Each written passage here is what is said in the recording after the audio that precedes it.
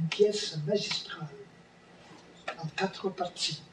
Le mariage acidique, la danse des filles, la danse des hommes. 3e tableau, le couple, dans la tradition assidique, ils ne se connaissent pas. Ils sont promis l'un à l'autre. Puis là, le garçon est appelé à soulever le voile. Il va enfin connaître l'identité de la personne qui lui est destinée. 4e partie, c'est la fête. Tout le monde danse ensemble. Mais on ne se touche pas les mains. On touche seulement les mains de sa sœur ou de sa femme. Alors on reconnaît la culture assidique. Ça a eu beaucoup, beaucoup de succès. Danse des ballets. Non, on devient religieux. D'ailleurs, historiquement, le tout premier noyau de sortilège, ça s'est fait à partir d'une équipe de liturgie. Le directeur de l'époque m'avait confié de m'occuper de la messe et j'avais un groupe d'étudiants qui s'impliquaient au niveau liturgique. Et c'est de là que sont venus mes premiers danseurs. J'ai laissé l'équipe de liturgie et bon. Alors voici qu'à la venue du pape, j'ai demandé pour la messe papale au pape Jean-Louis. 84. Encore. Et on voit le pape très très bien ici. Suivant. OK. OK. Pause. Église Saint-Jean-Baptiste. Au 14. À la sortie de la messe de la Saint-Jean-Baptiste, nous sommes en train de faire de l'animation. Et ça s'est fait pendant plusieurs années. On voit la photo suivante. La danse du capitaine, voyez-vous, les fleurs sont de plus en plus grandes. Et puis on a raccourci le devant de la jupe ou de la robe pour mieux faire voir le jupon, le fameux jupon. En plus, j'ai pas... Attends une minute. J'ai pas mentionné qu'à un moment donné, j'en ai pas d'exemple ici, mais même le tablier est devenu un tablier brodé. On disait, mais si d'autres pays ont ça, pourquoi qu'on l'aurait pas chez nous? Alors ça, donc, on voit la brossade des fleurs, qui en voit aussi beaucoup, et on passe à l'autre. Là, on tombe dans Ora Shalom, danse israélienne. On a 2 photos de suite. Une danse qui était quand même assez exigeante.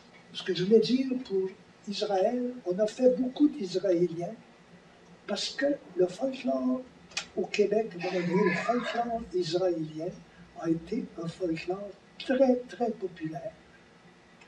À un moment donné, il y a eu d'autres vagues, comme il y a eu le Bulgare, mais l'Israélien était très, très populaire. Puis il ne faut pas oublier que nous, même si on n'a pas de photos d'Israël, en 1973, on est allé là-bas, on est allé découvrir la réaction au Moyen-Orient face à la GIC. Il n'y avait jamais vu ça de leur vie. Et ça avait été sensationnel, tellement, c'est ce qui nous a fait aller à Séoul l'année suivante. Alors, c'est pour montrer qu'il y a des trucs qu'on n'a même pas besoin de faire, des mises en scène, des chorégraphies à tout casser. Il y a des richesses qui sont porteuses par elles-mêmes et qui parlent aux gens. Écoutez, aller voir les Israéliens, puis les voir tomber en amour avec la gigue. Il n'y a rien en soi. Parce qu'il y a une force dans la culture même. Alors, on continue. Calouche, ça c'est roumain, mais c'est très simple. Ici, on arrête, on est à l'hôtel de ville, c'est qu'on reçoit la dame qui est à l'extrême gauche, c'est la chorégraphe, c'est le ministère des Affaires extérieures à l'époque, qui fait venir une chorégraphe de Pékin. Elle va aller travailler avec les grands ballets canadiens. Alors, avant qu'on pose la question, on va essayer de trouver son nom. Ménagia,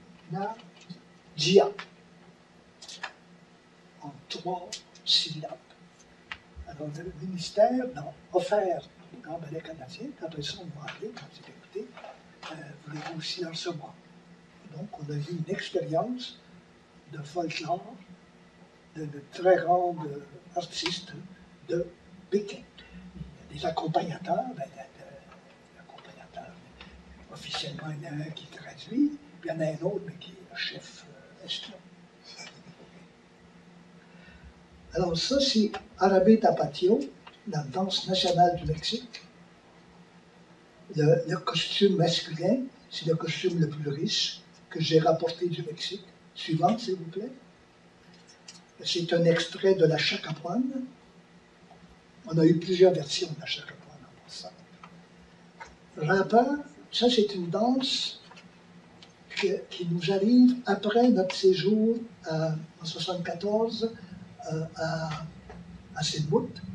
Une danse Rapper Sword Dance, une danse très spectaculaire. Et les Anglais étaient bien gros sur leur danse. Et ils pouvaient aussi faire des flips. Ils étaient rendus maintenant, il y avait des groupes qui ont commencé avec un flip. À un moment donné, il y en a un autre qui ont avec 2 flips. Puis la dernière version, ça a été avec 3 flips. Quelqu'un qui va finir par se blesser, parce que c'est quand même quelque chose qui est très, très rythmé, très saccadé. Alors ici, à droite, c'est Viviana, une Mexicaine, la fille de Amalia Hernandez, qui est la fondatrice de la troupe nationale du Mexique.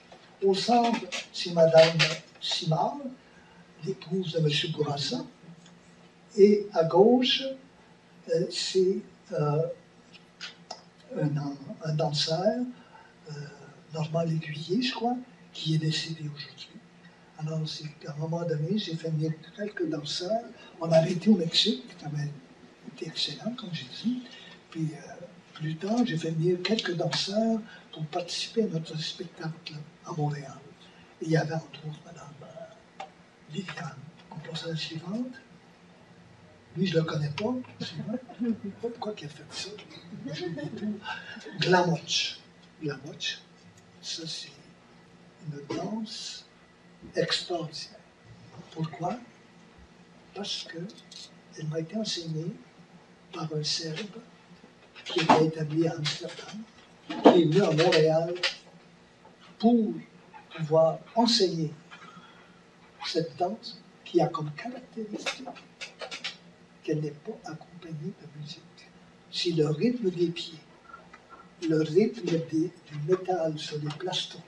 Il y a des centaines de médailles qui ont été cousus dans nos ateliers, pour les filles, pour les gars. Et c'est le rythme qui devient, au début, je vous l'ai mentionné, il y a un chant très guttural, solo, qui va s'intensifiant. Et quand on commence à se déplacer, c'est graduel et c'est de plus en plus accéléré, puis ça devient une apothéose. Quand ça a été présenté à la Place des Arts, à la fin, il n'y avait pas de réaction dans la salle.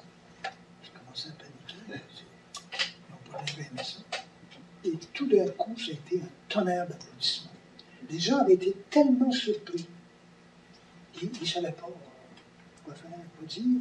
Et les réflexions qu'on entend, ça m'est arrivé à plusieurs reprises d'entendre des réflexions de gens.